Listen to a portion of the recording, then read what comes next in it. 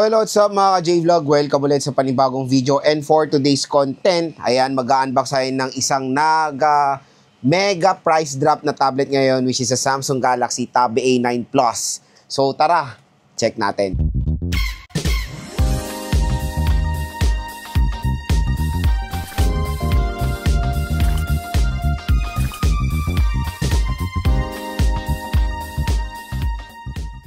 So yun na mga ka-J-Vlog, ang Samsung Galaxy Tab A9 Plus, ang bagong labas ngayon. Ang bagong nakuha ko ngayon na i-review. So matagal na ito na-release, I think 2023. And ngayon is available pa rin siya, alive and kicking pa rin sa official store ni Samsung sa online. And I think ang SRP neto is around 14 to 15,000 pesos for the 8GB 128. Pero ito magandang balita.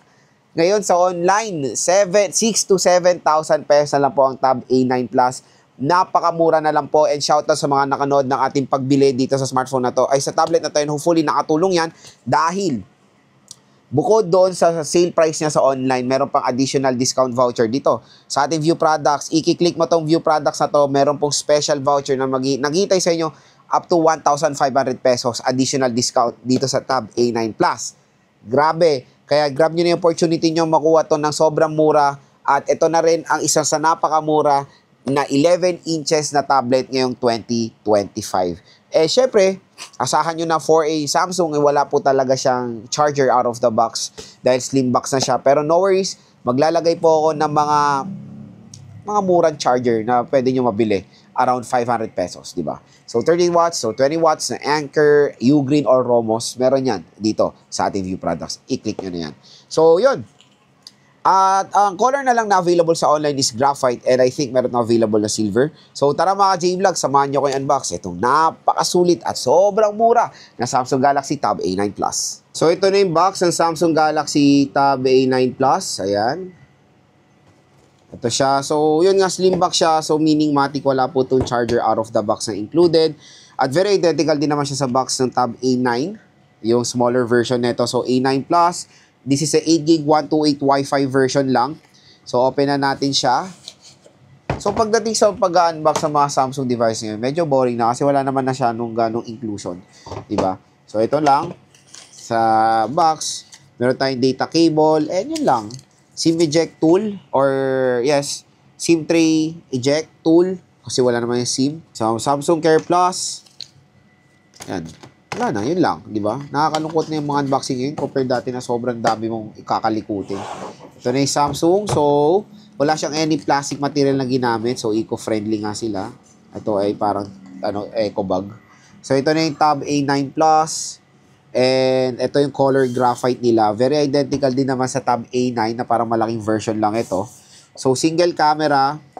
I think polycarbonate or metal. I don't know kung ano ba siya. Parang polycarbonate eh. Ayan siya. So, manipis for a 11-inch na tablet and 7K mAh battery capacity na ito. Minimalist lang ang design for a tablet. So, meron tayong camera dito. Napaka-plain lang. Tapos sa right side, nandito ang ating microphone, volume rocker, and power button. Sa taas naman is meron tayong additional 2 speakers. Sa left side, I think ito yung for the keyboard. Meron tayong pin dyan. And sa baba, meron tayong Type-C port, microphone, and yung dalawang speaker grid. So, syempre, ang orientation nito is for landscape. Kaya ganito yung itsura niya. Kaya nandito yung kanyang mga speakers.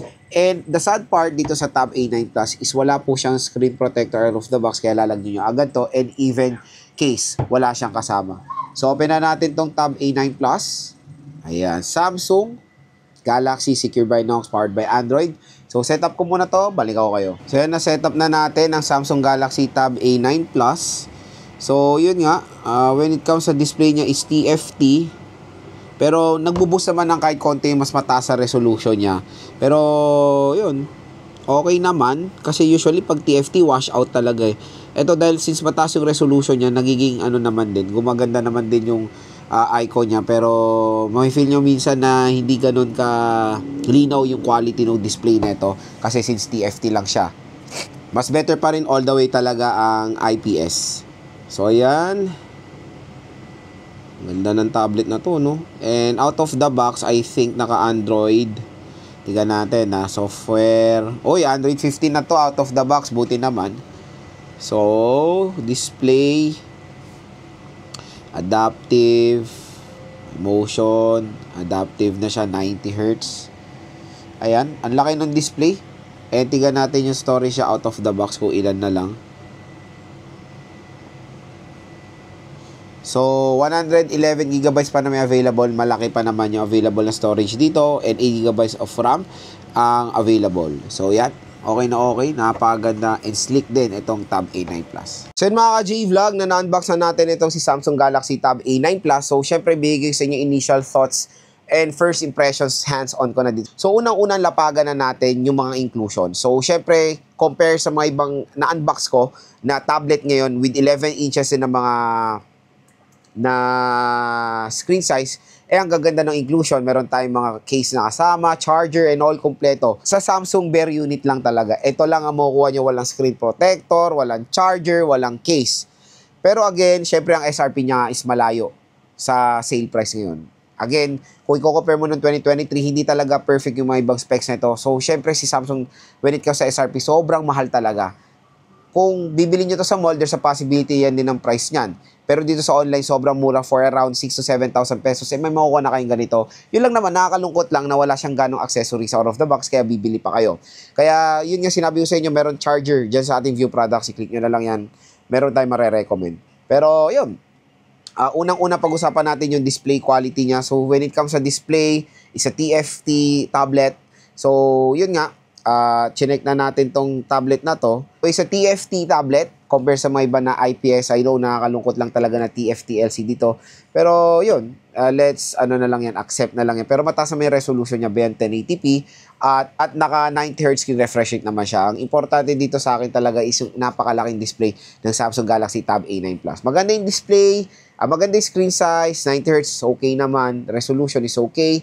TFT lang ang nakakalungkot na part. So out of the box, na Android 13 to since I think 2023 to lumabas. Pero ngayon, is pwede na ito ma-upgrade or ma-update sa Android 15 with One UI version 7. So yan ang isang nilalaban ni Samsung when it comes sa mga device nila including tablet na pwede po itong ma-update, or when it comes sa longevity, yan ang ilalaban niya sa Samsung. So, biruin mo, 2023, Android 13, pero pwede ito sa Android 15 at there's a possibility na pwede pa itong ma-update sa Android 16. So, when it comes sa chipset, so ang chipset niya is the Qualcomm Snapdragon 695, so 5G syempre. So, meron itong 5G version and this is the Wi-Fi version lang. So, 695 din ang kanyang chipset. So, yes, when it comes sa chipset na is powerful naman din to play sa mga modern games like ML, COD, and even siguro Genshin Impact, tatry rin natin din sa Tab A9 Plus. And Roblox. Since tablet to, mag-download tayo ng Roblox para sa inyo. Pero sa ibang channel ko na lang yan i-upload. Kaya stay tuned lang mga idol. Pero specs-wise, when it comes sa chipset niya, okay naman for around 7,000 pesos. Mabilis po yan. Hindi po mabagal na tablet ito. 8GB and 128, napakasulit for its price sa 6,000 to 7,000 pesos. Kaya yun din yung isang ilalaban natin sa Samsung Galaxy Tab A9 Plus. Yung kanyang RAM at ROM. Before, hindi bagay for its SRP. Pero ngayon bumagay na sa kanyang sale price, kaya napakasulit na netong i-purchase. Camera, so single camera siya, and I know tulad na sinasabi ko sa mga ibang video ko when it comes sa camera ng mga tablet, hindi naman tayo mamamasyal ka. Ito gamit mo. Siyempre hindi, meron tayong mga smartphone to take some photos sa mga scenery or sa mga memories natin while eating or out of town, di ba? Ito kasing camera ng mga tablet ngayon, ang purpose niyan is for video call. Kaya hindi siya ganun maganda yung mga specifications ng mga camera ng tablet natin. Pero all goods yan, 8 megapixel and 5 megapixel, pwede na yan for a price tag na ganitong kamura lang. Battery is 7,040 mAh na removable battery. The sad part lang dito is the charging rate is 15 watts. I don't know kung yan talaga, kasi nakita ko dito is 15 watts lang siya. So, yun yung pinaka mo-compromise na dito. Matagal to mag-charge. Pero, isi-share ko sa inyo yung initial thoughts ko about sa review. Titingnan natin yung kung ilang oras talaga mo full charge siya using the 15 watt charging rate nito. Again, kung yan talagang fixed sa charging rate ng isang device, kahit sa nyo to ng 100 watts, ng 20 watts, ng 30 watts, hanggang 15 watts lang po yan. Doon lang po talagang maximum capability niya. Kaya yon for 7,000 mAh battery capacity na tinero ng 15 watts, mabagal yan. Kaya titingnan natin or observe natin ito sa ating full review. So yun mga ka-J-Vlog, ang ating first impressions dito sa Samsung Galaxy Tab A9 Plus. At napakagandang tablet. Sobrang mura, lalo-lalo na ngayong Pasko or naghanap kayo ng ibibigay nyo sa anak nyo, gagamitin nyo for work, di ba? Pwede to i-recommend dahil ang unang ilalaban nyo sa Samsung is yung longevity.